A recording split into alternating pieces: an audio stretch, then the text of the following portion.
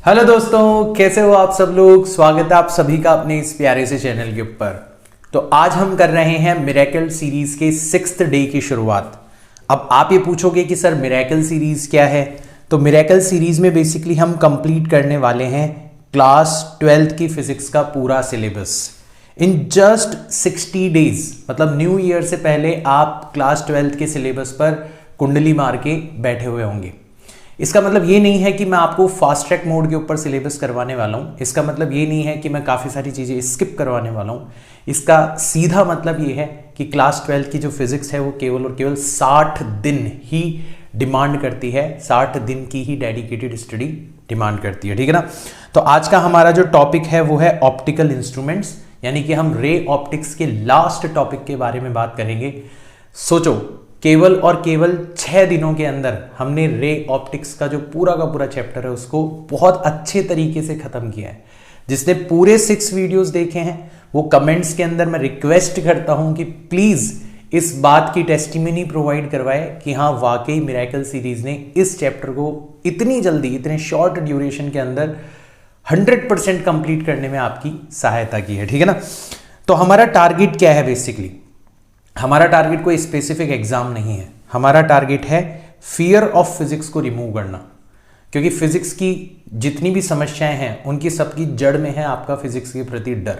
और अगर मैंने उस डर को दूर कर दिया इन 60 दिनों के अंदर, तो फिर आप इस सीरीज का उपयोग किसी भी एग्जाम के लिए कर सकते हैं। आप बोर्ड्स के अंदर फोड़ सकते हैं, आप नीट के अंदर फोड़ सकते हैं, आप जेईई के एग्जाम के अंदर फोड़ सकते हैं। That is totally dependent on you, ठीक है।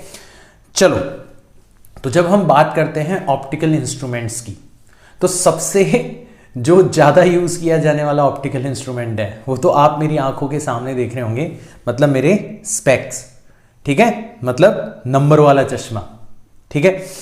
अब ये क्या करता है बेसिकली, ये it helps a person with defective eyes. अगर आपकी आईज के अंदर कोई डिफेक्ट है, मायोपिया है, हाइपरमेट्रोपिया है, ठीक है ना, या कोई भी किसी भी प्रकार का अगर आपकी आंखों के अंदर डिफेक्ट है तो आपको सही प्रकार से देखने के अंदर मदद करेगा। तो हम सबसे पहले हमारे स्पेक्स के बारे में पढ़ेंगे, मतलब हमारे आंखों के अंदर जो डिफेक्ट्स पैदा हो जाते हैं और उनको किस तरीके से रिमूव किया जाता है उसके बारे में पढ़ेंगे, ठीक है ना। और मेजरली हम 2 तरीके के ऑप्टिकल इंस्ट्रूमेंट्स के बारे में और पढ़ेंगे। One is called microscope and other is called telescope, right, not tele, ठीक है। देखो, माइक्रो का मतलब होता है छोटा और स्कोप का मतलब होता है देखना। तो जो छोटी चीजों को देखने में मदद करे वो इंस्ट्रूमेंट कहलाएगा माइक्रोस्कोप। और टेली का मतलब होता है दूर, स्कोप का मतलब होता है देखना। तो जो दूर की चीजों को देखने में हमारी मदद करे that is called telescope, right. So microscope काम आएगा to view small objects and telescope काम आएगा टू व्यू डिस्टेंट ऑब्जेक्ट। तो एक हद से ज्यादा छोटे ऑब्जेक्ट्स होते हैं, उनको हम हमारी नेकेड आइज, नंगी आंखों के द्वारा नहीं देख पाते, ठीक है। इसी प्रकार से अगर कोई ऑब्जेक्ट बहुत दूर है तो उसकी भी डिटेल्स को हम हमारी नेकेड आइज के थ्रू नहीं देख पाते। तो हमारी मदद कौन करेंगे? हमारे ये इंस्ट्रूमेंट्स करेंगे। One of the very practical lecture in ray optics, ठीक है। तो हमारी शुरुआत जो होगी, आज का जो समापन समारोह हमारा होगा इस चैप्टर का, वो बहुत ही धमाकेदार होगा, बहुत ही इंटरेस्टिंग होगा। तो बात करते हैं आंखों के अंदर आने वाले डिफेक्ट्स की। तो मेजरली आपके 2 प्रकार के डिफेक्ट्स जो हैं वो आंखों के अंदर पाए जाते हैं। वन इज कॉल्ड मायोपिया, इसको नियर साइटेडनेस भी बोला जाता है। नियर साइटेडनेस का मतलब क्या है कि इंसान को पास की चीजें अच्छे से दिखाई देती है ना, कुछ डिस्टेंस तक की चीजें उसको अच्छे से दिखाई देती है और उसके बाद का सारा माहौल जो है वो ब्लर हो जाता है। यानी कि उसकी साइट जो है वो नियर साइट है, वो पास की चीज़ों को अच्छे से देख पा रहा है, दूर की चीज़ों को अच्छे से नहीं देख पा रहा। क्यों होता है ऐसा? ऐसा इसलिए होता है बिकॉज फॉर डिस्टेंट ऑब्जेक्ट्स, एक निश्चित दूरी से ज़्यादा दूरी पर रखे हुए जो ऑब्जेक्ट्स हैं उनकी जो इमेज फॉर्म होती है वो बिफोर रेटिना फॉर्म होती है। भाई हमारी आंखों की वर्किंग ऐसी होती है, हमारी आंखों के अंदर भी एक लेंस होता है, ठीक है। बट वो जो लेंस है उसकी जो फोकल लेंथ है वो हमारी आंखों के अंदर मांसपेशियां होती हैं, मसल्स होती हैं, ठीक है ना, उनकी मदद के द्वारा एडजस्ट करी जा सकती है, ठीक है। अब एक हेल्दी पर्सन जो होता है जिसकी आंखें बिल्कुल ठीक ठीक तरीके से काम करती है, तो आपका ऑब्जेक्ट दूर रखा हुआ हो या पास रखा हुआ हो, जो आपकी मसल्स है वो आंखों के लेंस को इस प्रकार से एडजस्ट कर देती है कि आपकी जो इमेज है वो हमेशा रेटिना पर फोकस होती है ना। हेल्दी आइज की बात कर रहा हूँ। बट जिनके मायोपिया नाम का डिफेक्ट आंखों के अंदर पैदा हो जाता है, उनके लिए जो डिस्टेंट ऑब्जेक्ट्स हैं उसकी इमेज बनने लगती है बिफोर रेटिना। जैसे यहां पर देखो, ये रेज आ रही हैं, यहां पर तीनों रेज आ रही हैं, और ये कहां पर कलेक्ट हो रही है, एक पॉइंट पर कलेक्ट हो रही है, और ये वाला पॉइंट जो है वो यहां पर होना चाहिए था, रेटिना पर होना चाहिए था। ये जो वॉल है ये रेटिना कहलाती है, बट यहां पर नहीं होके वो पहले ही क्या हो जा रही है, फोकस्ड हो जा रही है। इसका मतलब हमें ये डिस्टेंट ऑब्जेक्ट से आने वाली जो रेज हैं वो कैसी दिखाई देंगी, ब्लर दिखाई देंगी, ठीक है ना। So these are not clearly visible, इसलिए हमें जो डिस्टेंट ऑब्जेक्ट है वो क्लियरली नहीं दिख पाते। तो अब हमें क्या करना है कि जो चीज़ें रेटिना से पहले ही कलेक्ट हो जा रही है उनको थोड़ा सा पीछे खिसकाना है, रेटिना तक ले जाना है। तो हमें डाइवर्जिंग लेंस की ज़रूरत पड़ेगी। इसीलिए हम इस डिफेक्ट को रिमूव करने के लिए डाइवर्जिंग लेंस यानी कि कॉनकेव लेंस यूज़ करते हैं। नॉर्मली ग्लास का बना हुआ होता है, ठीक है ना। तो इस कॉनकेव लेंस की वजह से हमारी रेज जो है वो थोड़ी सी क्या हो जाती है, डाइवर्ज हो जाती है, ठीक है। और फिर इनकी जो इमेज है वो वापस से कहाँ पर बनने लगती है, रेटिना पर बनने लगती है। तो आप क्या करोगे, अगर आंखों के अंदर मायोपिया नाम का डिफेक्ट पैदा हो चुका है, अगर आपको कुछ डिस्टेंस तक तो चीज़ें साफ दिखाई दे रही है, जैसे 1 मीटर 2 मीटर 5 मीटर्स तक आपको चीज़ें साफ दिखाई दे रही है, बट उसके बाद में चीज़ें ब्लर हो जा रही है, तो फिर आपको भाई साहब एक चश्मा पहनना होगा। और उस चश्मे के अंदर जो लेंसेज लगे होंगे वो किस प्रकार के लेंसेज होंगे, वो कॉनकेव लेंस होंगे, ठीक है। एक क्वेश्चन लेते हैं, तब आपको समझ में आएगा, तब आप ये भी रियलाइज कर पाओगे कि आप लोगों की आंखों पर जो चश्मा चढ़ा हुआ है उसका नंबर क्यों नेगेटिव है, क्यों पॉजिटिव है, आपकी आंखों के अंदर जो डिफेक्ट है वो किस प्रकार का डिफेक्ट है, ठीक है ना। चलो, तो क्वेश्चन में हमें कहा गया है a person can not see clearly an object beyond 100 centimetre. 100 centimetre से दूर अगर कोई ऑब्जेक्ट है तो इंसान को साफ साफ नहीं दिखाई दे रहा। Find the nature and power of the lens to be used in spectacles. तो आपको चश्मा पहनना पड़ेगा, ऑब्वियसली आपके मायोपिया नाम का डिफेक्ट है आंखों में, ठीक है। तो जो चश्मा आप बनवाओगे उसकी लेंस की पावर कितनी होगी ये आपको बताना है, और उस लेंस का नेचर कैसा होगा। तो नेचर तो आपको पता है कॉनकेव लेंस होगा, बट पावर कितनी होगी वो हम पता लगाते हैं, ठीक है। अब देखो, इस क्वेश्चन को अपन समझेंगे कैसे। इस क्वेश्चन को हम इस तरीके से समझेंगे कि जो पर्सन है वो 100 सेंटीमीटर तक आसानी से देख पा रहा है, ठीक है ना। तो अगर कोई चीज 100 सेंटीमीटर पर रखी हुई है, अगर कोई चीज 100 सेंटीमीटर पर रखी हुई है तो उसको वो अच्छे से देख पा रहा है, ठीक है। थोड़ी बहुत तो हिंदी सबको आती होगी, ठीक है। और मान लो आपकी कोई चीज 120 सेंटीमीटर पर रखी हुई है। If something is kept at 120 centimetre, इसका मतलब क्या होगा, इसका मतलब क्या होगा, ब्लर दिखाई देगी। वो चीज कैसी दिखाई देगी, ब्लर दिखाई देगी। ऐसे ही चलते चलते चलते चलते कोई चीज अगर इनफाइनाइट सेंटीमीटर पर रखी हुई है, मतलब बहुत दूर रखी हुई है, तो उसका तो सवाल ही नहीं है, ठीक है। वो भी आपको कैसी दिखाई देगी, ऑब्वियसली बहुत ही ज़्यादा ब्लर दिखाई देगी। तो हमें डिफेक्ट समझ में आ रहा है। बेचारे उस इंसान का जो दर्द है आंखों का वो समझ में आ रहा है, हमें अच्छे से समझ में आ रहा होगा, ठीक है ना। 100 सेंटीमीटर से दूर अगर कोई सुंदर नज़ारा, और मैक्सिमम सुंदर नज़ारे जो होते हैं वो 100 सेंटीमीटर से दूर से ही गुजरते हैं, वो उस बेचारे को नहीं दिखाई दे रहे। तो अब हमें उसकी मदद करनी। तो हम क्या करेंगे, बेसिकली 100 सेंटीमीटर से ज़्यादा अगर कोई ऑब्जेक्ट रखा हुआ है तो उसकी हम इमेज जो है उसको कहाँ पर ले आएंगे, 100 सेंटीमीटर पर ले आएंगे। भाई अगर हम किसी प्रकार का लेंस यूज़ करके ऑब्जेक्ट भले ही कहीं भी रखा हुआ हो उसकी इमेज को अगर हम 100 सेंटीमीटर पर ले आते हैं तो 100 सेंटीमीटर तक तो उस इंसान को आसानी से दिखाई दे रहा है ना, तो उसका काम चल जाएगा। यहाँ तक की बात समझ में आ गई? तो हमें यही काम करना है। तो बेसिकली हमारा जो ऑब्जेक्ट, हमारा जो लेंस होगा, उसके लिए यू की वैल्यू तो कुछ भी हो सकती है। मान लो अपने बहुत दूर ले ली, -∞ ले ली, बट हमें पता है कि उसकी इमेज हमें कहाँ पर बनानी है, -100 सेंटीमीटर पर बनानी है। कहाँ पर बनानी है? -100 सेंटीमीटर पर बनानी है। नेगेटिव साइन में साइन कन्वेंशन के अकॉर्डिंग यूज़ कर रहा हूँ, ठीक है। तो हम जो लेंस यूज़ करेंगे आंखों के सामने, रेज इस तरीके से आएंगी और हमारी जो इमेज बनेगी वो उसके जस्ट अपोजिट डायरेक्शन में बनेगी, तो नेगेटिव साइन हम यूज़ करेंगे। तो चलो हमारी फोकल लेंथ कितनी होगी वो हम पता करते हैं, कितनी होगी वो हम पता करते हैं, ठीक है ना। तो कितनी हो जाएगी हमारी फोकल लेंथ?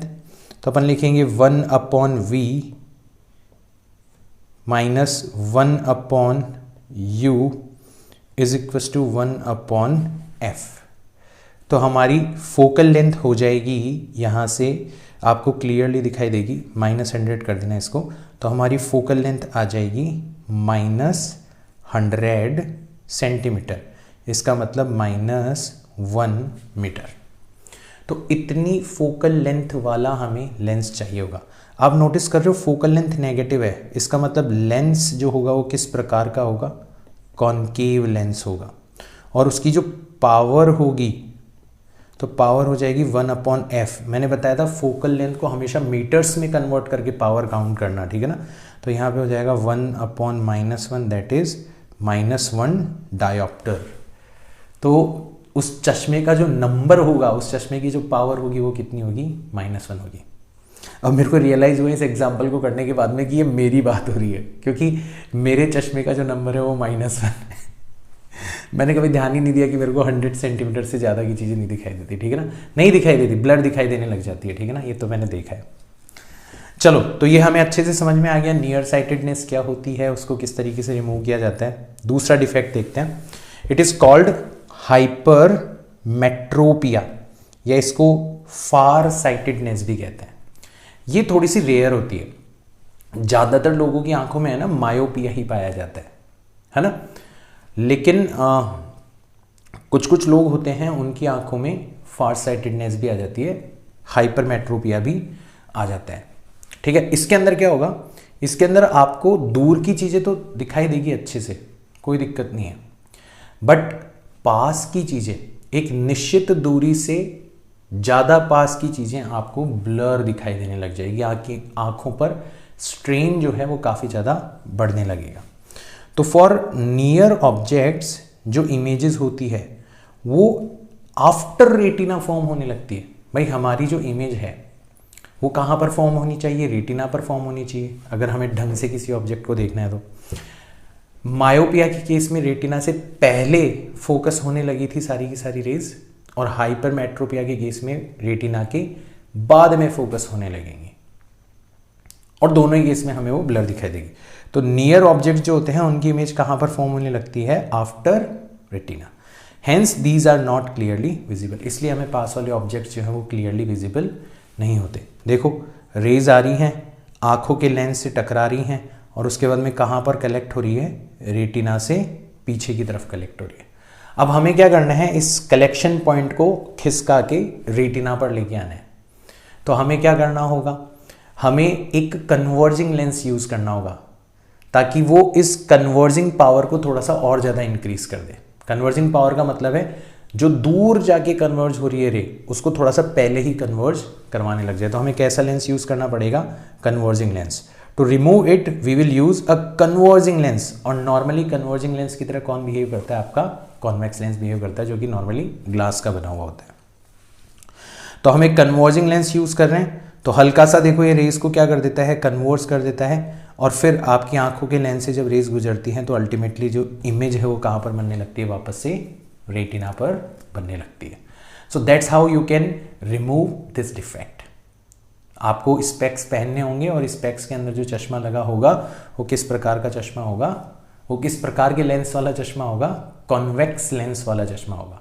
कॉन्वेक्स लेंस की जो फोकल लेंथ है वो पॉजिटिव होती है, मतलब पावर पॉजिटिव होगी, मतलब पॉजिटिव नंबर वाला चश्मा होगा। एक सवाल करते हैं, ताकि और अच्छे से समझ में आ जाए। हमें कहा गया है a far sighted person has a near point of 60 centimetre. Near point का मतलब है 60 सेंटीमीटर और उससे दूर की चीज़ें अच्छे से दिखाई दे रही है, बट इससे पास की चीज़ें उसे अच्छे से नहीं दिखाई दे रही। नियर पॉइंट का मतलब है भाई इससे पास मत आओ, मुझे तुम दिखाई नहीं दोगे, ठीक है ना। What power lens should be used for eye glasses such that the person can read a book at 20 centimetre. अब पहली चीज तो उस इंसान को आपने किताब पकड़ा दी और बोला पढ़ो, आधा काम तो यहीं खराब कर दिया। अच्छा, 60 सेंटीमीटर से पास आने के लिए मना करा था आपने, और आप जबरदस्ती उसको बोल रहे हो कि नहीं 25 सेंटीमीटर पर इस किताब को रख के तुझे पढ़ना है, तो ये तो डबल लफड़ा हो गया उसके लिए। तो हम उसकी मदद करेंगे, हम उसके लिए एक स्पेक्स डिजाइन करेंगे और वो उसको इस 25 सेंटीमीटर पर रखी हुई जो बुक है उसको बड़ी आसानी से पढ़ने के अंदर मदद करेंगे। अब देखो यहां पर क्या है, हमारी जो बुक रखी हुई है वो कहां पर रखी हुई है, 25 सेंटीमीटर पर। हम 25 सेंटीमीटर पर रखी हुई चीज को नहीं देख सकते, मतलब वो इंसान। हम चीजें जब 60 सेंटीमीटर पर या 60 सेंटीमीटर से पीछे होंगी तब हम अच्छे से देख पाएंगे। तो अगर हम इस 25 सेंटीमीटर पर रखी हुई बुक की इमेज जो है उसको किसी तरीके से कहां पर पहुंचा दें, 60 सेंटीमीटर पर पहुंचा दें, तो हमारा काम बन जाएगा। फिर 60 सेंटीमीटर पर पहुंचने के बाद में वो चीज़ उसको आसानी से दिखाई देने लगेगी, ठीक है ना। तो यही काम हम करेंगे। तो इसका मतलब हमें क्या करना है, हमें हमारी जो इमेज है, ठीक है, हमें हमारी बुक जो कि कहां पर रखी हुई है, 25 सेंटीमीटर पर रखी हुई है, उसकी जो इमेज है उसको कहां पर पहुंचाना है, कम से कम कहां पर पहुंचाना है, उसको हमें 60 सेंटीमीटर पर पहुंचाना है। हमारा काम बन जाएगा। इसका मतलब हमारे लिए u की वैल्यू कितनी हो जाएगी, -25 सेंटीमीटर, और v की वैल्यू कितनी हो जाएगी, -60 सेंटीमीटर। तो अब हम फोकल लेंथ आसानी से फाइंड आउट कर सकते हैं। फॉर्मूला लगेगा 1/v -1/u = 1/f। तो ये पॉजिटिव 1/25 हो जाएगा, ये नेगेटिव 1/60 रहेगा, = 1/f, ठीक है। तो ये आ जाएगा आपका 60 - 25 डिवाइडेड बाय 25 × 60 = 1/f। और जब आप इसको सॉल्व करोगे तो ये आ जाएगा आपका 60 में से 25 जाएंगे तो 60 में से 20 गएंगे 40 और 5 चले जाएंगे तो 35 डिवाइडेड बाय 25 × 60 = 1/f, ठीक है। कुछ अगर कैंसिल आउट हो रहा है तो कर दो, जैसे 5 से हो रहा है, ये 7 टाइम्स हो रहा है और ये 5 टाइम्स हो रहा है, तो हमारी फोकल लेंथ है वो आ जाएगी 5 × 6 करोगे तो 300 डिवाइडेड बाय 7, और 300 डिवाइडेड बाय 7 करोगे तो कितना आएगा 4, ठीक है ना। 7 × 4 28, बचेंगे 2, फिर 2, ठीक है, फिर बचेंगे 60, ठीक है ना। तो लगभग 42.8 सेंटीमीटर ये हमारी क्या आ जानी चाहिए, फोकल लेंथ आ जानी चाहिए। साथ ही साथ में कोई पूछे कि हमारे जो चश्मे की पावर होगी वो कितनी होगी, तो 1/f की जो वैल्यू है, ठीक है, हमारी पावर जो होगी वो हो जाएगी 1/f, मतलब 7 डिवाइडेड बाय 300। आप इसको कैलकुलेट कर लेना, यहाँ पर आपको इसकी वैल्यू मिल जाएगी। अच्छा, ये 300/7 जो है ये सेंटीमीटर्स के अंदर आ रहा है, तो इसको पहले मीटर के अंदर कन्वर्ट करना है। तो पहले अपन इसको करेंगे मीटर के अंदर कन्वर्ट, ठीक है। तो इसको अपन 100 से मल्टीप्लाई कर देंगे, सेंटीमीटर है तो 100 से डिवाइड करेंगे तो ये आ जाएगा आपका 0.428 मीटर। तो अब हमारी जो पावर है उसकी वैल्यू हम बड़ी आसानी से निकाल सकते हैं, दैट इज़ 1/f, यानी कि 1/0.428। जो भी आप कैलकुलेट करोगे वो आपकी वैल्यू आ जाएगी। इस तरीके से आप आसानी से पावर निकाल सकते हो, ठीक है ना। तो अब दोनों प्रकार के डिफेक्ट जो हैं वो हमें अच्छे से समझ में आ चुके हैं। हमें पता पड़ गया कि हमारे चश्मे का नंबर क्यों नेगेटिव है, हमें पता पड़ गया हमारी आंखों के अंदर कौन सा डिफेक्ट है, हमें पता पड़ गया कि किसी इंसान के चश्मे के नंबर पॉजिटिव या नेगेटिव क्यों है और उसकी आंखों में किस प्रकार का डिफेक्ट है। तो आपके लिए एक अच्छी एक्सरसाइज हो जाएगी। मैक्सिमम सब लोग चश्मा पहनते हैं, आजकल सबके चढ़ जाता है चश्मा। तो आप लोग अब क्या करना, कुछ दिनों तक लोगों से पूछना कि उनके चश्मे का नंबर कैसा है, और फिर उनको बोलना कि हाँ यार तुम्हें ये वाली बीमारी है, तुम्हें पास की चीज़ें नहीं दिखाई देती या दूर की चीज़ें नहीं दिखाई देती। करना ये एक्सरसाइज, मज़ा आएगा, ठीक है ना। अब हम बात करते हैं हमारे कुछ अदर ऑप्टिकल इंस्ट्रूमेंट्स के बारे में, और उसमें सबसे पहला है हमारा सिंपल माइक्रोस्कोप। वो तुम जासूस वाली मूवीज़ देखते हो तो उसमें वो जासूस मैग्नीफाइंग ग्लास लेके घूमता है ना अपने हाथ में, और जो हमारा सर्च बटन होता है उसका जो सिंबल है उसके अंदर जो मैग्नीफाइंग ग्लास दिखाई देता है वो है हमारा सिंपल माइक्रोस्कोप। तो हमारा जो कॉन्वेक्स लेंस है वो ही सिंपल माइक्रोस्कोप की तरह बिहेव करता है। कब? जब ऑब्जेक्ट ऑप्टिकल सेंटर और फोकस के बीच में रखा हुआ हो, ठीक है। तो जैसे ये कोई ऑब्जेक्ट है हमारा, ठीक है, ये कोई ऑब्जेक्ट है हमारा ए बी। अब हम ज़्यादा से ज़्यादा अपनी आंखों के ऊपर कितना एंगल बनवा सकते हैं इस ऑब्जेक्ट के द्वारा, तो वो तब बनेगा जब हम इसको हमारी नियर साइट, यानी कि हमारा जो minimum distance of distinct vision है, तो हेल्दी आइज के लिए 25 सेंटीमीटर होता है। 25 सेंटीमीटर से ज़्यादा पास ले आते हो आप किसी चीज़ को तो फिर आंखों के ऊपर स्ट्रेन पड़ने लगता है, वो आपके लिए नुकसानदायक होता है, ठीक है ना। तो हम ज़्यादा से ज़्यादा इस ऑब्जेक्ट को हमारी आंखों से डी डिस्टेंस पर ला सकते हैं। Capital D is 25 centimetre. तो ज़्यादा से ज़्यादा हमारी आंखों के ऊपर जो एंगल ये ऑब्जेक्ट फॉर्म कर सकता है वो कितना होगा? अल्फा होगा। यहाँ तक की बात आ गई समझ में। अब हम सेटिस्फाइड नहीं है, हम चाहते हैं कि यार और भी ज़्यादा एंगुलर विड्थ हो इस ऑब्जेक्ट की, इसके द्वारा हमारी आंखों पर सबटेंड किया गया जो एंगल है वो और ज़्यादा हो, मतलब हम इसको और बड़ा करके देखना चाहते हैं।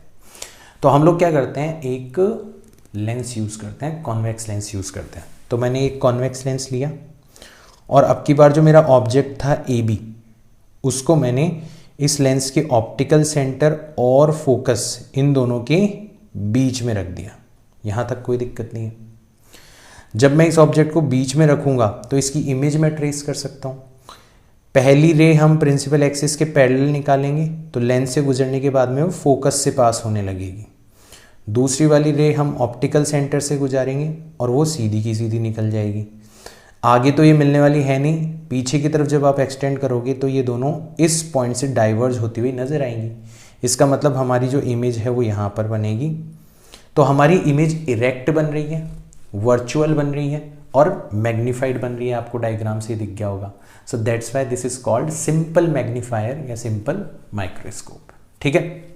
तो अब इस लेंस के पीछे हमारी जो आंखें हैं, ठीक है, यहाँ पर हमारी आंखें हैं, तो यहाँ पर हम लोग खड़े खड़े देख रहे हैं। तो अब हमारी आंखों के ऊपर ये जो फाइनल इमेज बन रही है इसके द्वारा कितना एंगल बनाया जा रहा है, तो हमारी आंखों के ऊपर जो एंगल बनाया जा रहा है वो है दिस एंगल बीटा, ठीक है। और आप नोटिस कर रहे हो कि ये बीटा जो है वो अल्फा के कंपैरिजन में काफ़ी बड़ा है। हमने एंगुलर मैग्निफिकेशन जो है वो हासिल कर लिया। तो हमारे सिंपल माइक्रोस्कोप की जो मैग्नीफाइंग पावर होती है उसको हम इसी प्रकार डिसाइड करते हैं, उसी प्रकार डिफाइन करते हैं। कैसे? कि उस ऑब्जेक्ट की इमेज के द्वारा कितना एंगल बनाया गया है विथ इंस्ट्रूमेंट जब हम उसे देख रहे हैं, इंस्ट्रूमेंट लगाने के बाद में जब हम उसे देख रहे हैं तो उसकी एंगुलर विड्थ कितनी है, दैट इज बीटा। और एंगल विदाउट इंस्ट्रूमेंट, जब नेकेड आइज, अनएडेड आइज के साथ हम उस ऑब्जेक्ट को देख रहे हैं तो ज़्यादा से ज़्यादा कितना एंगल हमारी आंखों के ऊपर बन रहा है, मतलब अल्फा। तो बीटा और अल्फा का ही रेशियो क्या कहलाता है, हमारी इस सिंपल माइक्रोस्कोप की मैग्नीफाइंग पावर। तो देखो अल्फा कितना होगा, साइन कन्वेंशन के अकॉर्डिंग हम रखेंगे। तो वैसे तो हम 10 अल्फा की वैल्यू रख रहे हैं, बट छोटे छोटे एंगल्स हैं तो 10 अल्फा को हम नॉर्मली अल्फा के इक्वल मान सकते हैं। बहुत छोटा सा ऑब्जेक्ट है यार, है ना, बहुत छोटे ऑब्जेक्ट्स की अपन बात कर रहे हैं। तो हमारा जो 10 अल्फा होगा वो कितना हो जाएगा, height A B divided by distance D. इस हाइट ए बी को अगर अपन लिखते हैं h, तो ये हो जाएगा पॉजिटिव एच डिवाइडेड बाय पहले अल्फा की बात करते हैं, तो ये हो जाएगा positive H divided by negative D, है ना। रेज हमारी आ रही है इस डायरेक्शन में और हम जा रहे हैं इस डायरेक्शन में, इसलिए साइन कन्वेंशन के अकॉर्डिंग मैंने रखा है यहाँ पर नेगेटिव डी। इसी प्रकार से आप बीटा की वैल्यू भी निकाल सकते हो। कैसे लिखोगे? अगर आप ये वाला ट्रायंगल पकड़ोगे तो बीटा की वैल्यू आ जाएगी एच, ये हाइट तो एच के इक्वल ही है, तो positive H divided by negative you, है ना। ये वाली जो डिस्टेंस है ये कितनी है? यू है। तो अब बीटा की वैल्यू हमारे पास में आ गई, अल्फा की वैल्यू हमारे पास में आ गई, तो हम मैग्नीफाइंग पावर निकाल सकते हैं। एच से एच कैंसिल आउट हो जाएगा, ये ऊपर चला जाएगा, ये नीचे आ जाएगा, नेगेटिव साइन से नेगेटिव साइन चला जाएगा, तो हमारा आंसर आएगा डी अपॉन यू। तो हमारी मैग्नीफाइंग पावर जो होगी वो बेसिकली कितनी होगी? कैपिटल डी अपॉन यू होगी। अब यू तो कुछ भी हो सकता है भाई, आपने ये तो कहा है ना ऑप्टिकल सेंटर और फोकस के बीच में होना चाहिए ऑब्जेक्ट, कहीं भी हो सकता है। तो हम क्या करेंगे, हमारी मैग्नीफाइंग पावर के एक्सट्रीम केसेस के बारे में बात करेंगे कि मिनिमम मैग्नीफाइंग पावर कितनी होगी और मैक्सिमम मैग्नीफाइंग पावर कितनी होगी। तो सबसे पहले हम केस 1 की बात करते हैं। When image is formed at infinity, जो हमारी फाइनल इमेज है वो कहाँ पर बन रही है? इन्फिनिटी पर बन रही है। इसका मतलब u जो है वो पक्का किसके इक्वल होना चाहिए? f के इक्वल होना चाहिए। भाई फोकस पर जब ऑब्जेक्ट होता था तभी तो उसकी इमेज इन्फिनिटी पर बनती थी। इन्फिनिटी से आने वाली रेस कहाँ पर कन्वर्ज होती है? फोकस पर। तो फोकस से जाने वाली रेस कहाँ पर जाके मिलेंगी? इन्फिनिटी पर मिलेंगी, मतलब कभी नहीं मिलेंगी, यानी कि इमेज जो है वो इन्फिनिटी पर बनेगी। इसको हम नॉर्मल मोड ऑफ ऑपरेशन कहते हैं, और इस अवस्था में हमारी आंखों के ऊपर मिनिमम स्ट्रेन पड़ता है, और इस अवस्था में जो मैग्नीफाइंग पावर हमें मिलती है वो मिनिमम होती है। कम से कम इतनी मैग्नीफाइंग पावर हमें ज़रूर मिलेगी। तो हमने u की जगह क्या रख दिया? f रख दिया, तो हमारा फॉर्मूला आ गया, मिनिमम मैग्नीफाइंग पावर का फॉर्मूला आ गया d upon f। This is और केस 1। अगर हम केस 2 की बात करें, कब? जब हमारी इमेज जो है वो कहाँ पर बन रही है? Minimum distance of clear vision, मतलब 25 सेंटीमीटर पर बन रही है। भाई इमेज जो है वो भी ज़्यादा से ज़्यादा हमारे कितने पास आ सकती है? 25 सेंटीमीटर पास आ सकती है। उस अवस्था में हमारी मैग्नीफाइंग पावर मैक्सिमम होगी, ठीक है। बट नुकसान क्या होगा? उस अवस्था में आंखों के ऊपर स्ट्रेन जो है बढ़ जाएगा, यानी कि हम इंस्ट्रूमेंट को इस मोड के अंदर ऑपरेट नहीं करते, इसीलिए पिछले वाले मोड को हमने नॉर्मल मोड ऑफ ऑपरेशन कहा था, ठीक है ना। तो चलो, तो हमारी फाइनल इमेज डी पर बन रही है, साइन कन्वेंशन के अकॉर्डिंग नेगेटिव डी, ठीक है, क्योंकि ऑब्जेक्ट और इमेज जो है उन दोनों की ही डिस्टेंस अगर आप देखोगे तो ऑब्जेक्ट तक पहुंचने के लिए भी आपको इधर जाना पड़ रहा है और इमेज तक पहुंचने के लिए भी आपको इधर जाना पड़ रहा है, और इंसिडेंट रेज जा रही है इधर, तो नेगेटिव होंगे, ठीक है ना। ये तो v हो जाएगा हमारा नेगेटिव डी, कैपिटल U की जगह हम रख सकते हैं माइनस u जो हम यूज़ कर रहे हैं फॉर्मूले में, और f की जगह हम रख सकते हैं स्मॉल f। तो 1 upon we minus 1 upon U 1 upon F के इक्वल होता है। लेंस फॉर्मूला सबको पता है। v की जगह रख दिया माइनस डी, u की जगह रख दिया according to sign convention minus U, और f की जगह रख दिया according to sign convention positive f। Convex lens की फोकल लेंथ पॉजिटिव होती है। सॉल्व करोगे तो ये माइनस और ये वाला माइनस प्लस हो जाएंगे, तो इसको पहले लिख लेते हैं। तो 1 अपॉन यू को लिख लिया पहले, minus 1 upon D is equal to 1 upon F. पूरी की पूरी इक्वेशन को अगर d से मल्टीप्लाई कर देंगे तो ये हो जाएगा d upon u minus 1 is equal to d upon f. तो d अपॉन यू की वैल्यू आ जाएगी 1 प्लस डी अपॉन एफ। तो हमारी मैग्नीफाइंग पावर जो थी वो d अपॉन यू ही तो थी, और इस कंडीशन में d अपॉन यू जो है वो किसके इक्वल आ रहा है? 1 प्लस डी अपॉन एफ के इक्वल आ रहा है। तो हमारी जो maximum value of magnifying power है वो कितनी हो सकती है? 1 plus D upon F. Minimum magnifying power और मैक्सिमम मैग्नीफाइंग पावर के अंदर कितना डिफरेंस है वो आपको पता पड़ गया, सिंपल सिंगल डिजिट का डिफरेंस है, ठीक है ना। तो हमारी मिनिमम मैग्नीफाइंग पावर हो गई D upon F normal mode minimum strain on eyes, और मैक्सिमम मैग्नीफाइंग पावर हो गई 1 plus D upon F maximum strain on eyes. कब कौन सा केस होगा ये मैंने आपको अच्छे से बता दिया। तो क्वेश्चन के अंदर यही कंसेप्ट जो है वो आपसे पूछे जाएंगे, यही कंसेप्ट। अगर आपको ये अच्छे से समझ में आ गया आप किसी भी प्रकार का क्वेश्चन फोड़ दोगे, और आई होप ये आपको अच्छे से समझ में आ गया होगा। इतना प्यार से समझाया गया है, आएगा ही आएगा, ठीक है ना। हमें कह रखा है कि a man reads a book with small print तो बुक के अंदर जो कुछ लिखा हुआ है वो बहुत छोटा छोटा लिखा हुआ है। Using A magnifier lens of focal length 5 centimetre. अरे हमारी स्क्रीन के ऊपर जो मैं लिखता हूँ वो तो तुम्हें बहुत छोटा नहीं दिखाई देता ना, पता चले उसको मैग्नीफाइड लेंस के द्वारा आप देखते हो। खैर चलो, तो हम जो कॉन्वेक्स लेंस यूज़ कर रहे हैं वो 5 सेंटीमीटर फोकल लेंथ वाला है। हमसे पूछा गया है what is the closest and farthest distance eight which he can read the book. ठीक है, और what is the maximum and minimum magnifying power. Maximum and minimum magnifying power. तो हमें मैक्सिमम वाले केस और मिनिमम वाले केस के बारे में बात करी जा रही है। यहां तक की बात हमें समझ में आ गई। चलो, तो हमारा u जो है, पहले वाले क्वेश्चन में हमें क्या निकालना है, u निकालना है। दो अलग अलग कंडीशंस में निकालना है, ठीक है ना। तो पहली कंडीशन ले लेते हैं अपन, case 1, when image is at infinity. तो v की वैल्यू हो गई -इन्फिनिटी, u की वैल्यू हो गई -u, है ना। और f की वैल्यू हमें कितनी दे रखी है, +5 सेंटीमीटर। तो फॉर्मूला लगेगा 1/v - 1/u is equal to 1/f।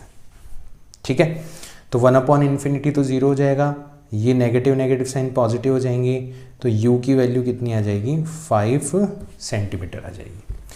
इस अवस्था में हमारी जो मैग्नीफाइंग पावर होगी वो मिनिमम होगी और उसकी वैल्यू हो जाएगी d/f। d का मतलब होता है 25 सेंटीमीटर और f हमें दे रखा है 5 सेंटीमीटर, यानी कि 5। तो ये तो हमारा हो गया केस नंबर 1। अगर हम हमारे केस नंबर 2 की बात करें, तो केस 2 के अंदर क्या होगा, हमारी इमेज जो है वो बन रही होगी near minimum distance of distinct vision, ठीक है ना। तो हमारा v हो जाएगा -d, u हमें फाइंड आउट करना है और f हमें दे रखा है +5 सेंटीमीटर। -d का मतलब हो गया -25 सेंटीमीटर।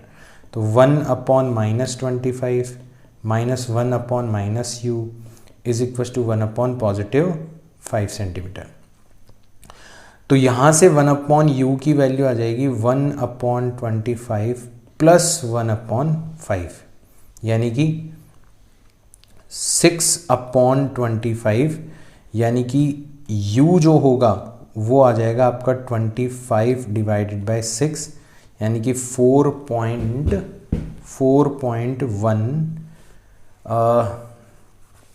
लगभग 4.16 समथिंग आएगा, ठीक है ना। एक बार कैलकुलेट कर लेना, ठीक है। 4 टाइम्स जाएगा, फिर 1 बचेगा 10, फिर एक बार चला जाएगा, फिर 4 बचेगा, तो लगभग 4.16 सेंटीमीटर आ जाएगा। तो अब आप देख रहे हो कि हमसे पूछा गया था क्लोजेस्ट, तो ज़्यादा से ज़्यादा हम कितनी क्लोज रख सकते हैं बुक को, 4.16 सेंटीमीटर। एंड फारदेस्ट, दूर से दूर हम कहाँ पर रख सकते हैं, 5 सेंटीमीटर पर रख सकते हैं। मैक्सिमम मैग्नीफाइंग पावर, तो मिनिमम तो हो जाएगी हमारी 5 और मैक्सिमम हो जाएगी हमारी 1+d/f, यानी कि 5 में एक ऐड कर दो, दैट इज 6। तो ये हमारी मैक्सिमम मैग्नीफाइंग पावर हो जाएगी। तो कुछ है थोड़ी ना यार क्वेश्चन के अंदर, कुछ लग रहा है क्या तुम्हें क्वेश्चन के अंदर कुछ है? सिंपल सा क्वेश्चन है, बट ऐसे क्वेश्चन बच्चे छोड़ देते हैं। ये पूरा का पूरा जो वीडियो है ना, ये पूरा का पूरा सेगमेंट बच्चे छोड़ देते हैं। बच्चे के टीचर्स छोड़ देते हैं, पढ़ाते नहीं है इस सेगमेंट को, जबकि ये सेगमेंट बहुत ही ज़्यादा आसान है, बहुत ही ज़्यादा स्कोरिंग है, बहुत ही ज़्यादा प्रैक्टिकल है, मज़ेदार सेक्शन है, ठीक है। नेक्स्ट क्वेश्चन नेक्स्ट इंस्ट्रूमेंट देखते हैं। तो हमारा जो नेक्स्ट इंस्ट्रूमेंट है, it is called compound microscope, ठीक है। तो कंपाउंड माइक्रोस्कोप का फंडा क्या है, बेसिकली हम एक लेंस यूज़ कर रहे थे, एक बार मैग्नीफिकेशन हो रहा था, तो हमारे अंदर लालच आ गया, अगर हम 2 लेंस यूज़ करेंगे तो 2 बार मैग्नीफिकेशन होगा, यानी कि और ज़्यादा बड़ी इमेज बनेगी। तो हमने यही कुछ किया। साथ ही साथ में जो हमारा पिछला वाला केस था, मतलब सिंपल माइक्रोस्कोप था, उसमें एक कंपल्शन था कि हमें ऑब्जेक्ट को हमेशा फोकस और ऑप्टिकल सेंटर के बीच में रखना होता था।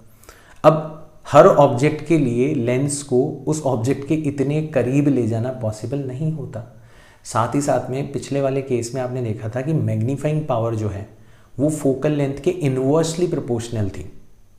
इसका मतलब अगर आप ज़्यादा मैग्नीफाइंग पावर हासिल करना चाहते हो तो आपके मैग्नीफायर की जो फोकल लेंथ होगी वो उतनी ही कम होगी, यानी कि उतना ही ज़्यादा मुश्किलात आपके लिए पैदा हो जाएंगी अगर आप ऑब्जेक्ट को फोकस और ऑप्टिकल सेंटर के बीच में रखना चाहोगे। तो इट वाज हाईली इम्प्रैक्टिकल, एक प्रैक्टिकल लिमिट आ गई कि हम उससे ज़्यादा मैग्नीफिकेशन हासिल नहीं कर पा रहे थे। ठीक है, तो हमने फिर कंपाउंड माइक्रोस्कोप बनाया। तो हमने पहला तो ये कंपल्शन दूर कर दिया कि हमारे ऑब्जेक्ट को फोकस और ऑप्टिकल सेंटर के बीच में रखना ज़रूरी है। फोकस के पीछे भी रखा जा सकता है, कोई दिक्कत नहीं है। तो हमारा जो पहला लेंस हम यूज़ कर रहे हैं जिसको हम ऑब्जेक्ट की तरफ रख रहे हैं, it is called objective lens.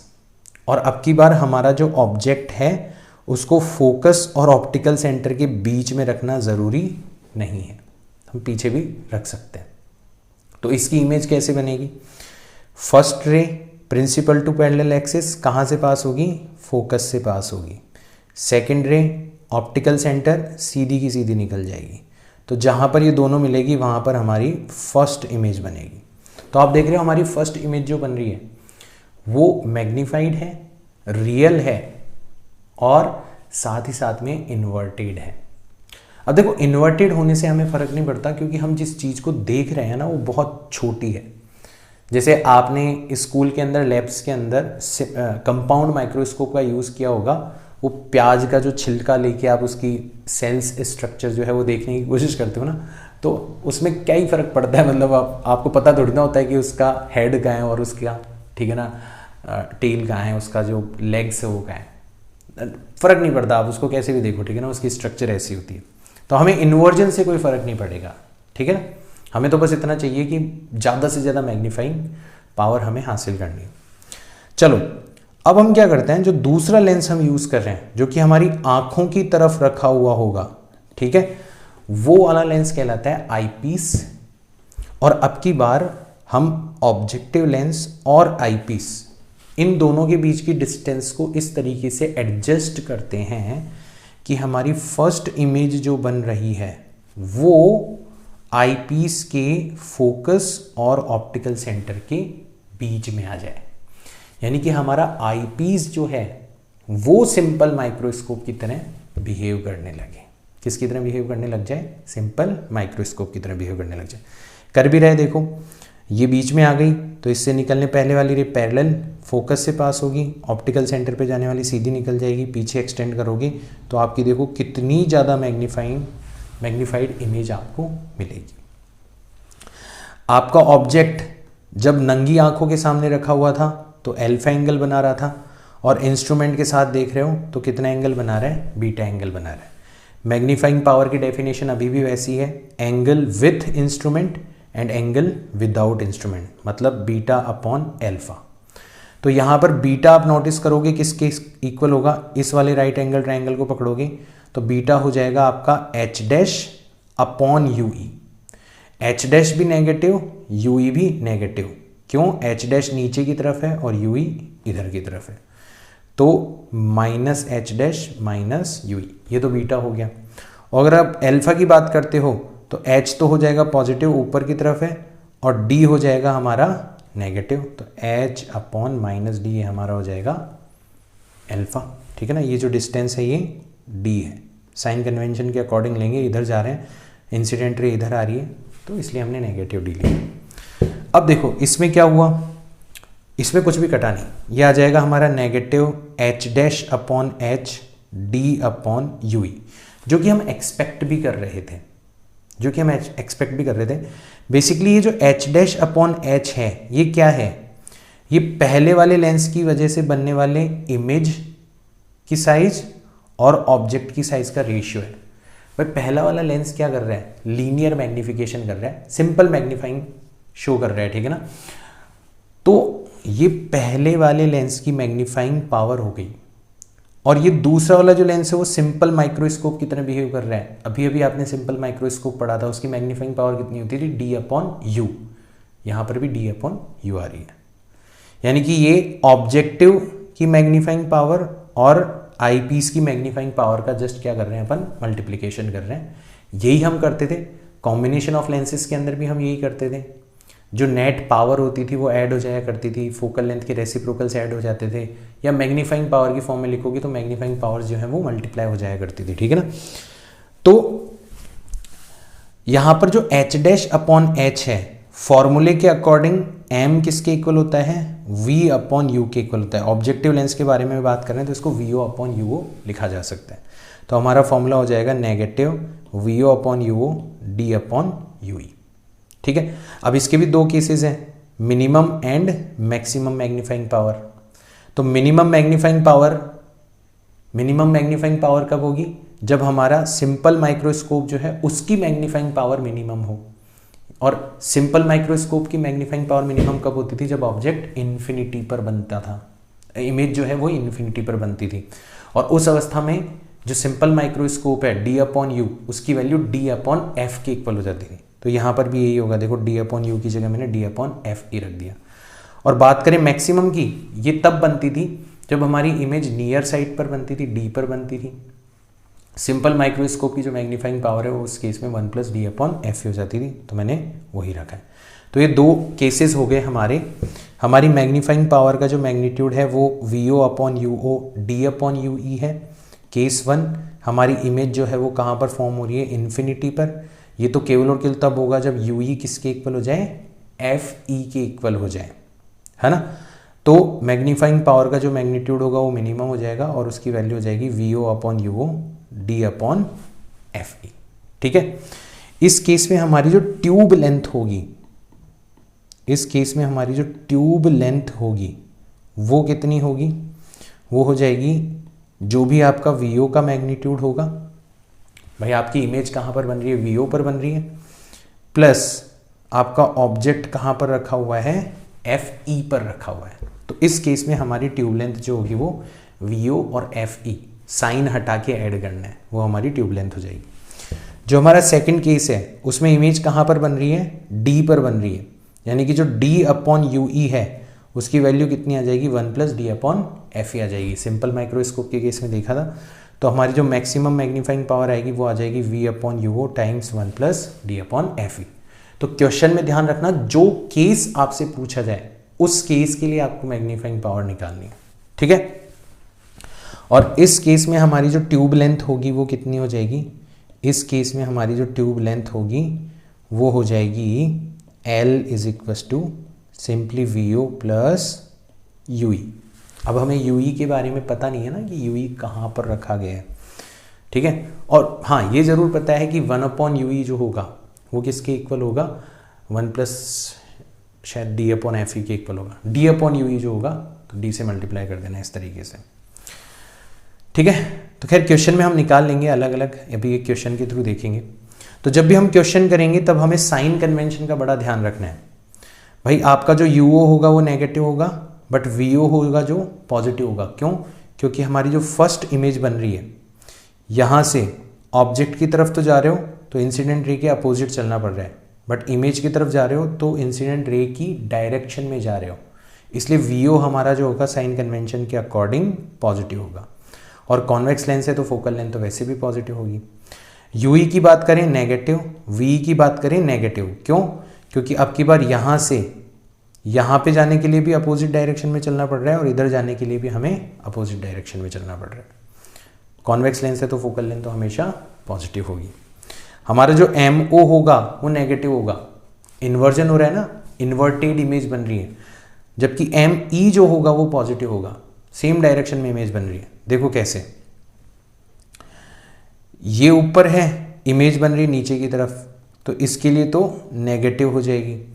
यहाँ पर ये भी नीचे है और ये भी नीचे है, सेम डायरेक्शन के अंदर बन रही है, इसका मतलब हमारी जो इमेज है वो कैसी हो जाएगी, पॉजिटिव हो जाएगी। ठीक है ना, तो ये चीज़ आपको ध्यान में रखनी है। हमारी मैग्नीफाइंग पावर की वैल्यू पॉजिटिव हो जाएगी। हाँ, नेट मैग्नीफाइंग पावर इन दोनों के मल्टीप्लिकेशन के इक्वल होती है, तो एक नेगेटिव नंबर को पॉजिटिव नंबर से मल्टीप्लाई करोगे तो हमेशा क्या मिलेगा, आपको नेगेटिव नंबर मिलेगा।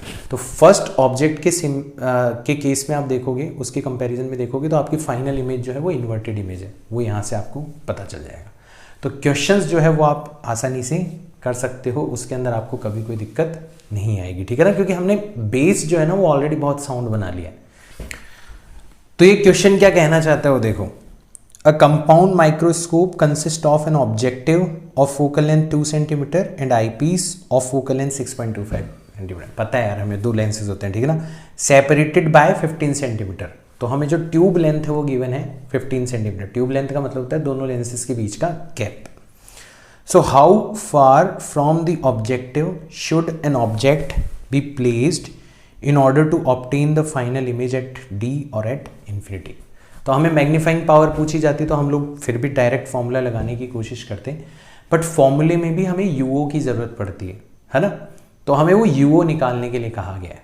तो हम पहले यूओ निकालते हैं और फिर अपन मैग्नीफाइंग पावर निकालेंगे। तो हम कोई सा एक सिनेरियो पकड़ते हैं, हम पहला वाला केस करते हैं, और पहले वाले केस में जो जो स्टेप्स मैं फॉलो कर रहा हूँ वही स्टेप्स आपको फॉलो करने हैं, और आपको सेकंड वाले केस का आंसर जो है वो खुद से फाइंड आउट करना है।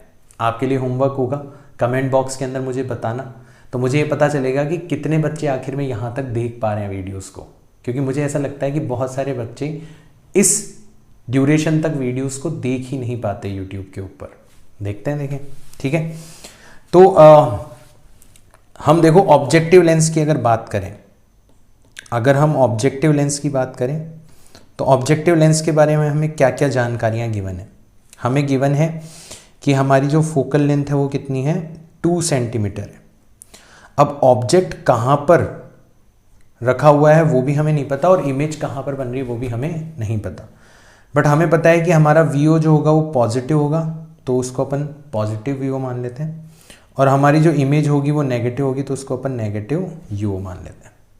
फॉर्मूला लगेगा 1/v minus 1/u is equals to 1/f, यानी कि 1/ positive v o minus 1/ negative u o is equals to 1/2 centimetre, यानी कि यहाँ से 1/u की जो वैल्यू होगी वो आ जाएगी 1/2 माइनस 1/v। तो अब हमारा सारा का सारा खेल जो है वो किसके ऊपर टिका हुआ है, वीओ को फाइंड आउट करने के ऊपर टिका हुआ है। चलो वीओ तक चलते हैं। तो हमारी लेंथ जो होती है वो किसके इक्वल होती है, वीओ एंड यूई के सम के इक्वल होती है। तो हमारा जो यूई होगा, मतलब कम से कम उसका जो मैग्नीट्यूड होगा वो हो जाएगा tube length that is 15 centimetre minus v o, ठीक है। अब अगर हम आईपीस लेंस के बारे में बात करें तो इसके लिए हमें क्या क्या गिवन है, तो इसकी जो ऑब्जेक्ट की डिस्टेंस होती है साइन कन्वेंशन के अकॉर्डिंग नेगेटिव होती है, तो नेगेटिव 15 माइनस वी हो गया। जो v है वो भी नेगेटिव होता है, तो नेगेटिव d हो जाएगा, क्योंकि हमें कह रखा है कि d पर हमारी फाइनल इमेज बन रही है, मतलब नेगेटिव 25 सेंटीमीटर हो जाएगा। और इसकी जो फोकल लेंथ है वो हमें कितनी दे रखी है, 6.25 सेंटीमीटर दे रही है। तो फॉर्मूला अप्लाई करते हैं, 1/v यानी कि 1/-25 माइनस 1/u यानी कि 1/-15 माइनस वीओ, ठीक है ना, ब्रैकेट के अंदर रख देना ही, इज इक्वस टू 1/f यानी कि 1/6.25। तो 1/25 को उधर ले जाएंगे तो पॉजिटिव 1/25 हो जाएगा, और ये नेगेटिव नेगेटिव मिलके ये दोनों पॉजिटिव हो जाएंगे। तो ये हो जाएगा आपका 1/15 minus v o is equals to, इसको अपन लिख सकते हैं 100 डिवाइडेड बाय 625 प्लस 1/25, यानी कि 125 डिवाइडेड बाय 625 यानी कि 1/5। और जब आप इसको सॉल्व करोगे 1/15 minus v o is equals to 1/5, जब आप इसको सॉल्व करोगे तो यह आ जाएगा 5 is equals to 15 minus v o. तो यहाँ से वी ओ की वैल्यू आ जाएगी आपकी कितनी, 10 सेंटीमीटर। और जिस मोमेंट पर आपके पास में वी ओ आ जाएगा, आपका यू ओ ऑलरेडी इंतजार कर रहा था, कितना था, 1/2 माइनस 1/vo। तो ये वैल्यू अपन उठा के यहाँ पर रखेंगे, तो यू ओ की वैल्यू आ जाएगी 1/2 माइनस 1/10। और जब आप इसको सॉल्व करोगे 10 आ जाएगा एलसीएम, 5 माइनस 1, तो ये आ जाएगा 4 डिवाइडेड बाय 10, यानी कि यू ओ की वैल्यू आ जाएगी 10 divided by 4 that is 2.5 centimetre. तो इस तरीके से हम यूओ की वैल्यू निकाल सकते हैं। और अब हमारे पास में मैग्नीफाइंग पावर भी आ जाएगी। तो मैग्नीफाइंग पावर का फॉर्मूला जब इमेज डी पर बना करती थी कितना हुआ करता था, v o upon u o times 1 plus D upon F e. तो वीओ हमने निकाला था कितना है 10, यूओ हमने निकाला था कितना है 2.5, 1 प्लस डी कितना है 25 और एफ ई कितना है हमारा 6.25। चलो सॉल्व करते हैं। तो 10 डिवाइडेड बाय 2.5 करोगे यानी कि 100 डिवाइडेड बाय 25 दैट इज 4। यह आ जाएगा 1 प्लस 25 डिवाइडेड बाय 6.25 करोगे तो बेसिकली ये आ जाएगा 1 अपॉन 0.25, ठीक है ना। यानी कि 4 प्लस 1 करोगे तो 5 आ जाएगा और 5 इंटू 4 करोगे तो आपका आंसर आ जाएगा 20। तो इस तरीके से आप यूओ की वैल्यू निकाल सकते हो और यूओ की मदद से और वीओ की मदद से जो भी आपने स्टेप्स फॉलो करे हो आप मैग्नीफाइंग पावर की वैल्यू निकाल सकते हो। अभी जो इन्फिनिटी वाला केस है ये आपको खुद से करना है, ठीक है, सिमिलर स्टेप्स फॉलो करने हैं। अब हमारे बात करते हैं लास्ट ऑप्टिकल इंस्ट्रूमेंट के बारे में and that is called astronomical telescope. ये और कंपाउंड माइक्रोस्कोप लगभग एक दूसरे के सिमिलर है। वहां पर भी 2 कॉन्वेक्स लेंस थे, यहां पर भी 2 कॉन्वेक्स लेंस है, बट वहां पर अगर आप नोटिस करोगे तो हमारे ऑब्जेक्टिव लेंस की साइज छोटी थी, अपर्चर कम था, और आईपीस जो है उसकी साइज बड़ी थी, उसका अपर्चर ज़्यादा था, है ना। यहाँ पर उल्टा होगा, यहाँ पर क्या होगा, ऑब्जेक्टिव का अपर्चर बड़ा होगा और आईपीस का छोटा होगा। क्यों? क्योंकि हम डिस्टेंट ऑब्जेक्ट से आने वाली लाइट को कलेक्ट कर रहे हैं, तो हम चाहते हैं कि ज़्यादा से ज़्यादा लाइट कलेक्ट हो पाए। ज़्यादा से ज़्यादा लाइट तब कलेक्ट हो पाएगी जब हमारी ओपनिंग जो होगी, मतलब हमारा अपर्चर जो होगा वो ज़्यादा से ज़्यादा बड़ा होगा। तो ये डिफरेंस होता है, ठीक है ना। दूसरा डिफरेंस क्या होता है, यहाँ पर जो लाइट आती है वो इनफाइनाइट से आती है, तो पैरेलल बीम की फॉर्म में आती है, ठीक है। तो जब हम यहाँ पर थे, किसी इंस्ट्रूमेंट की मदद से नहीं देख रहे थे, तो हमारी आंखों के ऊपर कितना एंगल बन रहा था, एल्फा एंगल बन रहा था। बट अब जब हम यहाँ पर हैं तो हमारी आंखों के ऊपर कितना एंगल बनेगा, बीटा। फॉलो करते हैं कैसे, देखो ये रे ऑप्टिकल सेंटर पर आ रही है, सीधे के सीधे निकल जाएगी, ये इधर चली जाएगी, ये इधर चली जाएगी। हमें पता है ये तीनों फोकल प्लेन के अंदर मिलेगी, फोकस पर नहीं मिलेगी। अगर प्रिंसिपल एक्सिस के पैरेलल होती तो फोकस पर मिलती, आपस में पैरेलल है बट प्रिंसिपल एक्सिस के पैरेलल नहीं है, तो कलेक्ट होती है किसके अंदर, फोकल प्लेन के अंदर। मतलब फोकस पर ही होती है बट फोकस एग्जैक्टली फोकस पर नहीं होती, फोकल प्लेन के अंदर होती है, ठीक है ना। फोकस से काटता हुआ अगर आप प्लेन ड्रॉ करोगे प्रिंसिपल एक्सिस को परपेंडिकुलर, तो उसको अपन फोकल प्लेन बोलते हैं। तो हमारी पहली इमेज बनी कहाँ पर, हमारे ऑब्जेक्टिव लेंस के फोकस पर। अब हम ट्यूब लेंथ को इस तरीके से एडजस्ट करते हैं कि हमारी जो फर्स्ट इमेज है वो आईपीस के फोकस और ऑप्टिकल सेंटर के बीच में पड़े, ताकि हमारा जो आईपीस है वो एक सिंपल माइक्रोस्कोप की तरह बिहेव करने लग जाए और उसका फर्दर मैग्निफिकेशन कर दे। मैग्नीफाइंग पावर जो होगी वो still angle with instrument divided by angle without instrument define करी जाएगी। यहाँ पर अगर आप एल्फा की वैल्यू ढूंढोगे तो देखो ये वाला एंगल एल्फा है, इसका मतलब ये वाला एंगल भी एल्फा हो जाना चाहिए। तो आप इस वाले ट्रायंगल को पकड़ो, है ना, इस वाले ट्रायंगल को पकड़ो, तो इसमें एल्फा की वैल्यू कितनी हो जाएगी, this height divided by this distance. ये हाइट डाउनवर्ड डायरेक्शन में है और ये वाली डिस्टेंस पॉजिटिव डायरेक्शन में, तो minus H dash upon f o, ये हो गया माइनस एच डैश और ये वाली जो डिस्टेंस हो गई वो हो गई एफ ओ। इसी प्रकार से बीटा की अगर बात करें तो आप इस वाले ट्रायंगल को पकड़ो, तो ये हो जाएगा आपका minus H dash and minus U E, तो minus H dash minus U E. Solve करोगे तो इसका नेगेटिव साइन इसका नेगेटिव साइन चला जाएगा, ओवरऑल नेगेटिव साइन आएगा, एच डैश से एच डैश चला जाएगा, तो मैग्नीफाइंग पावर आ जाएगी negative of F O upon you E. बड़ा सिंपल सा फॉर्मूला आ गया। अब यू ई आपका कुछ भी हो सकता है ना। तो हम यहाँ पर भी 2 अलग अलग प्रकार से मैग्नीफाइंग पावर निकालेंगे।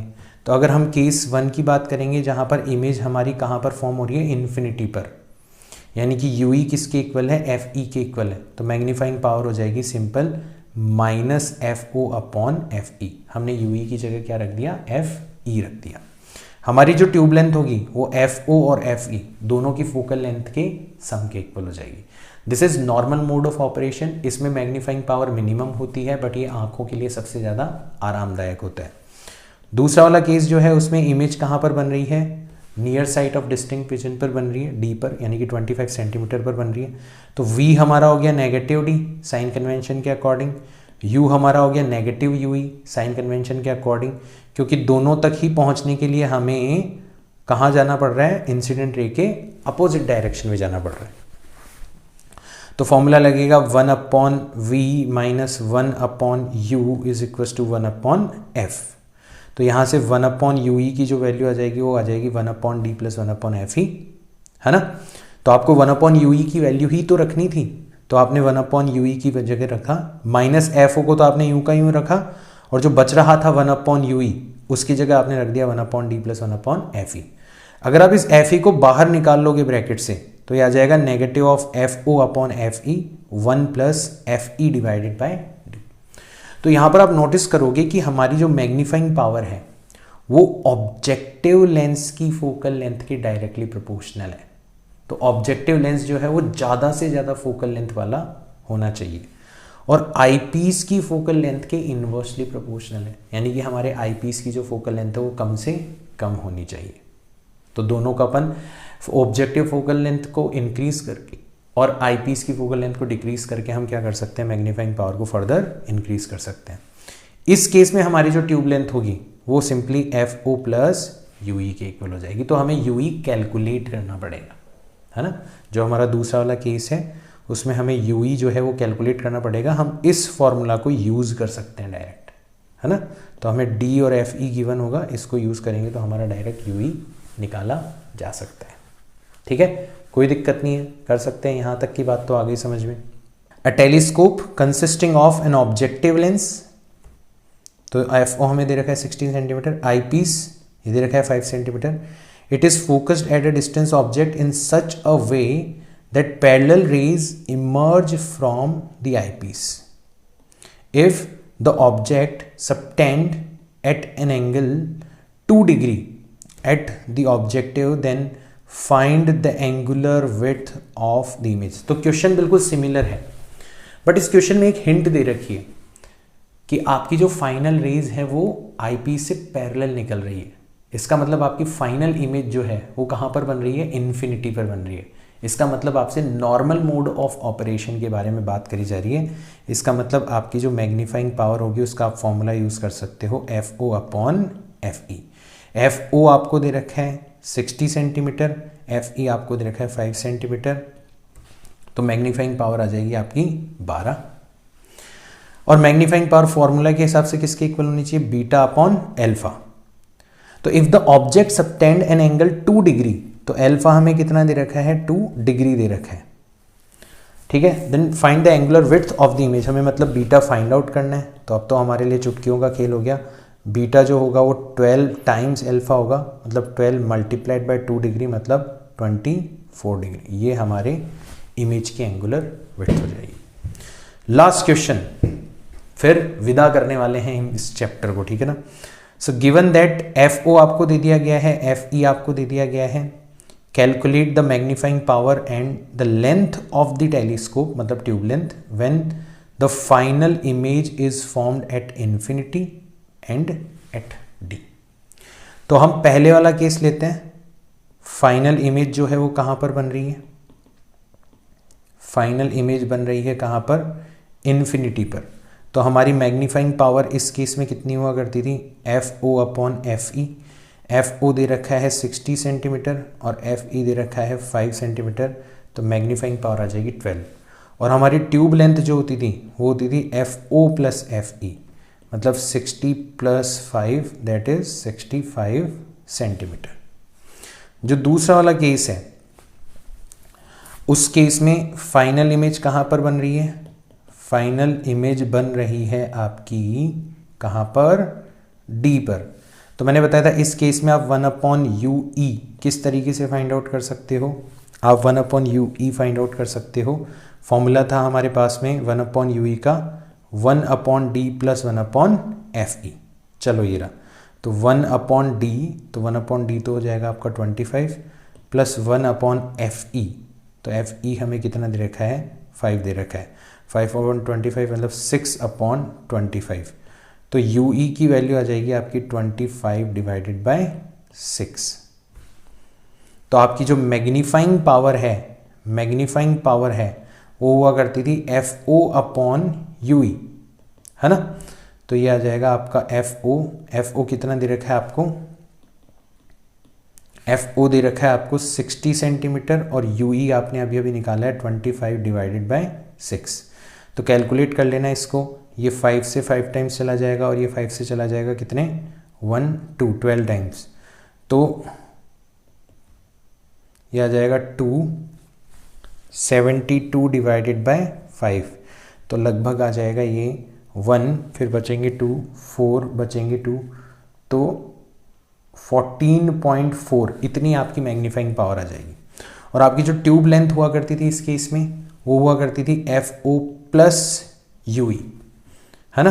तो FO की वैल्यू कितनी है आपकी 60 और UE की वैल्यू कितनी है 25 डिवाइडेड बाय 6। 25 डिवाइडेड बाय 6 करोगे तो ये आ जाएगी लगभग 4.16 करके, ठीक है ना। तो लगभग 4.16 करोगे तो आपका आंसर आ जाएगा 64.16। ये आपकी ट्यूब लेंथ की वैल्यू हो जाएगी। इस तरीके से आप किसी भी सिनेरियो के अंदर किसी भी ऑप्टिकल इंस्ट्रूमेंट के लिए बेसिकली हमारा जो लेंस फॉर्मूला है उसको अगर आप केयरफुली अप्लाई करोगे तो कुछ भी फाइंड आउट कर सकते हो। तो बच्चों ये हमारा चैप्टर था रे ऑप्टिक्स, जिसको हमने हमारी मिरेकल सीरीज के 6 डेज डिवोट किए हैं। Obviously this chapter is very much important with respective to every examination, भले आप बोर्ड की बात करो, नीट की बात करो या जेई की बात करो। बट अब ये फाइनली ख़त्म हो चुका है।